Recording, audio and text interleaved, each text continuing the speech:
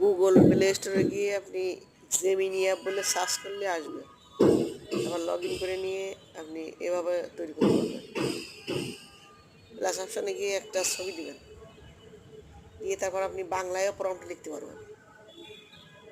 ইংরেজিতে প্রম্পট লেখার প্রয়োজন নেই, বাংলায় লিখলেই হবে।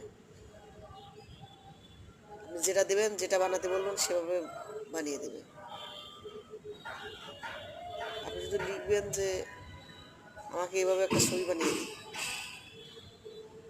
ব্যাকগ্রাউন্ড চেঞ্জ করে দিন, ড্রেস চেঞ্জ করে দিন, ঘোড়ার পিঠে চড়ছি, গাছে উঠছি, সেরকমভাবে ছবি বানিয়ে দেবে আপনাকে।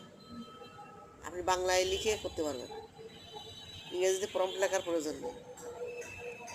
অনেকে দেখাচ্ছে ইংরেজিতে দেখাইতে হবে, ইংরেজিতে না দেখালেও চলবে। বাংলায় আপনি প্রম্পট লিখে ছবি বানাতে পারবেন। আপনার গ্যালারির একটা করে ছবি দিবেন আর ছবি তৈরি হয়ে যাবে। এই যে ট্রেনিং ছবি আমি বানিয়ে নিয়েছি, এভাবেও আপনি বানিয়ে নিতে পারবেন। এই ছবিটা অবশ্য আমি কপি করে তারপর দিয়েছি প্রম্পটটা।